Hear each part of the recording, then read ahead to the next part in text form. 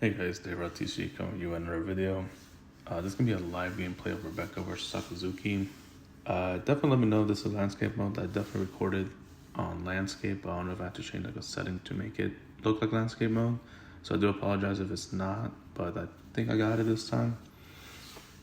As you can see, I'm going to speed up this video just because it is Sakazuki vs Rebecca.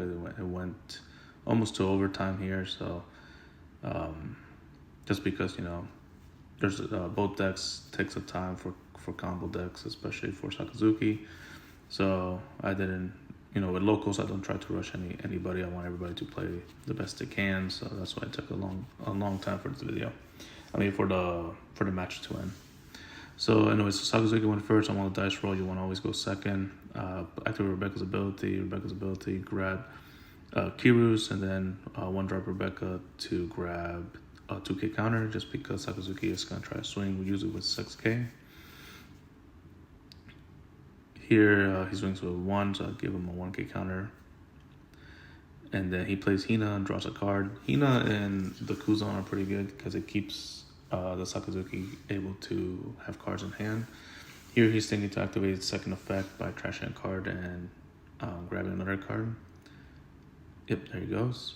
He drops a Lucci, grabs another card. I go to 4 Dawn.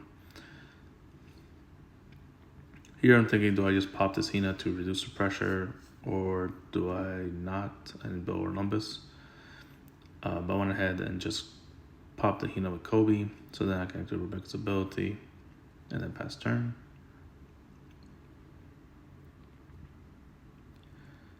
So here the Sakazuki wants to clear my board as much as possible, or build a blocker. If he builds Bartolomeo here, it's going to be a troublesome because unless I have 3 swords, I can't deal with it. Unless he swings with it, then I have the stage card out, which I do not have at this time. So here he swings with 6. I give him the 2k counter, and then he plays Lucci because with Sakazuki swing, he gets to lower my Koby to 2, and then the Rebecca's a 1. Now here I activate Toy Soldier to bring him down to 1 to activate Kyros, and then activate Rebecca's ability. Unfortunately here I whiff. Rarely happens, so they get -1 there. But we're still pretty good with Kyros being out there. You'll have to answer with using the Zer's ability to attack first, and then use 2 Dawn without having anything on the board to plus 3k nothing, and then bottom deck the Kyros is the way I was thinking he's going to do. Here he activates Great Eruption so he can recycle. It's pretty not bad to do, just to see other cards. Here swings 6 and then minuses another 1. I take that one. He activates Leader's ability and then plays the Bartolomeo. Unfortunately, I do not have the 3 swords because then that would just put me so ahead in this matchup if I was able to answer the Bartolomeo right away. Or if I had the stage card out, so then I can Luffy the following turn. So here I played the stage card, activate Rebecca's ability. Grab Sabo. I was thinking between Sabo and 2k. 1 drop. Keep grabbing cards and then building board. Here I play the Sabo, I draw 2, discard 2, making sure my 1 drop Rebecca is safe. And then I pass turn. Here the worst case scenario for me is if he swings with the Sakazuki, and makes my Sabo into a 4 cost and then he Bartolomeos, because then now I'll have to answer the Bartolomeo and the 7 drop Bartolomeo.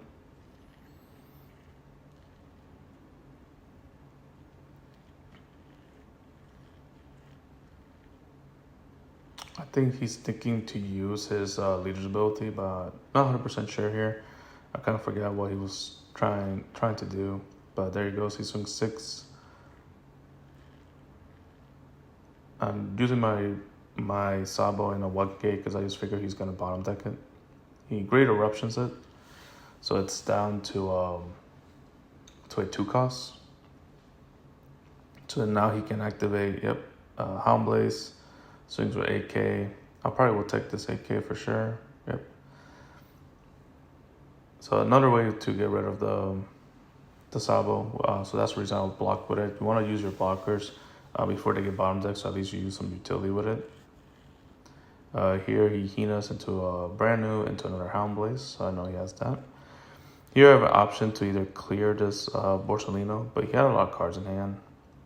So I just go with 6K, see if he just gives me a card. Yep, gives me a Sabo, then I play the Luffy. Activate Rebecca's ability.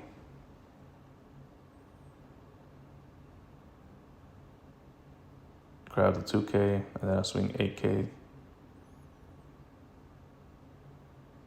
Yep, and then I swing 8K again to the Hina.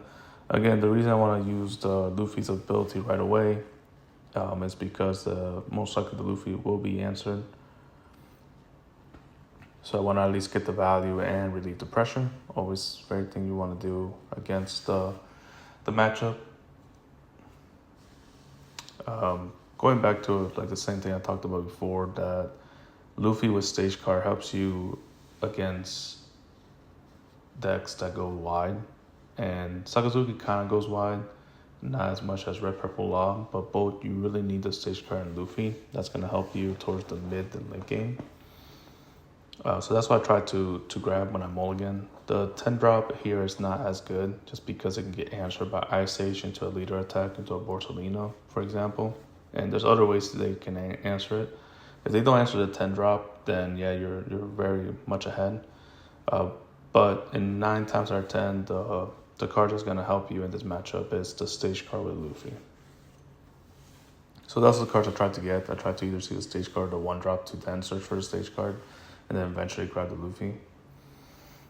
Because if you don't see that, the matchup is much harder. If you can establish a 10 drop then, and they don't answer, then yeah, it's not that bad, because then you have Lucci. So here he's, monitoring my Luffy all the way down to a 2 cost. Then he Hound Blaze, bottom decks it, and then answers the Luffy. He swings 6K both times to life. I did 2K counters as you saw. So here I'm just swinging with 5K to the Hina. He's gonna give me a blocker, which one I wanted to see, because then I can bring out my second Luffy I think I had. I'm pretty sure I had a second Luffy here.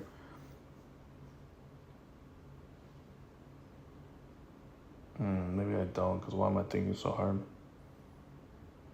Yeah, I did not. Never mind. I thought I had a second Luffy. Unfortunate. So bring out Orlumbus to swing, and then activate Orlumbus effect to the Kyros, to the stage card, to minus on the Hina, the one that's standing, because then I can swing 3K to a brand new, and then swing another 7K to the Hina. And he won't give me, Sakazuki, as you can see, is running out of resources. He's down to 4 cards in hand, so he wasn't going to block the Hina. So here I clear board. Here he has to clear me back, because again, if you notice, a couple of 2Ks where he went to the trash. So he either has to play the 4-drop Rebecca and then grab Lucci so he can clear some board. Because if he plays something like a Bartolomeo here, the Sakazuki doesn't have that much counter, that he will just be pressured too much with the Kyros and the Orlumbus. So his main priority here is answer Orlumbus. Now why did I swing the Orlumbus? Same thing. Orlumbus is going to be cleared if I don't swing with it, so might as well. Here he drops a card to grab another card. I'm assuming he's trying to either get counters or as well as the 4-drop Rebecca. And then of course, like I said, it takes time. I always want to take your time to know what the best play, because there's a lot of options. If you misplay once with either of these decks, Sakazuki or Rebecca, then it's just basically game over. And this is a tournament match. So again, don't want to rush your opponents. I mean, in real Treasure Cup regionals, you are allowed to, have a 1-minute gameplay in each hand. So that's how you as a Rebecca player can make sure they don't slow play you when you play other combo decks. But when you're playing with friends and locals, you want them to play the best of your ability so you can practice. And then when you go to Treasure Cup and regionals, then that's when you want to be strict with the time. Even though we did play slow here, like I said, we went to overtime, but we did not.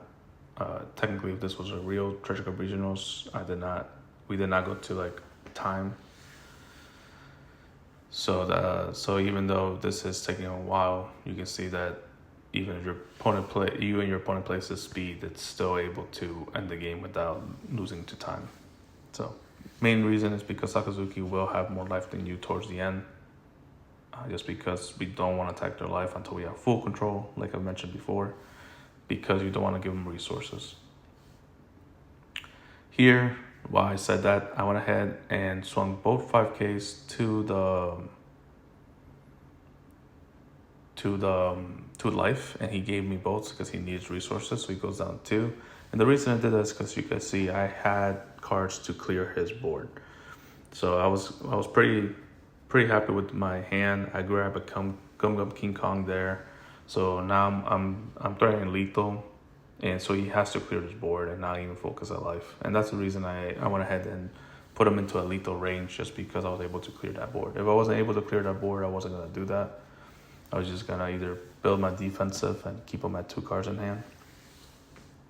But because I was able to clear board, I'm able to now pressure lethal. He has no board. So now he's playing very defensive here, and I have 100% control of this match from that last turn. So from the last turn, that's when I felt I have control.